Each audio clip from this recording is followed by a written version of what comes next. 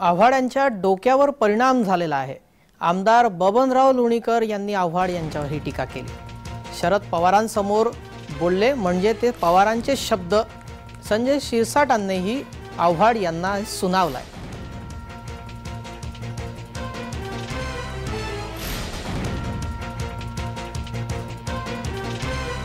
जितेंद्र आव्हाडांचा मेंदू सडलेला आहे, डोक्यावर परिणाम झालेला आहे। कदाचित दारू पिऊन अशा प्रकारचं जितेंद्र आव्हाड बोलले असतील। अशा विकृतीला ठेसावं लागेल।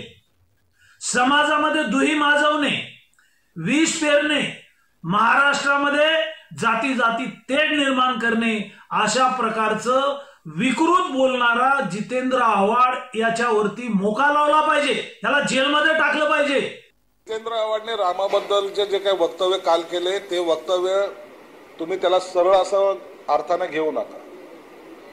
शरद पवारच्या उपस्थितीमध्ये त्यांच्या व्यासपीठावर जितेंद्र आव्हाड जेव्हा बोलतो याचा अर्थ ती शरद पवारांची भूमिका आहे। शरद पवार त्याच्या तोंडातून ते वदवले गेले असावं असं माझं मत आहे। कारण की त्यांच्या स्टेटमेंटला कुठेही शरद पवार साहेबांनी त्यांना की हे चुकीचं आहे असं कुठेही त्यांनी सांगितलेलं नाही।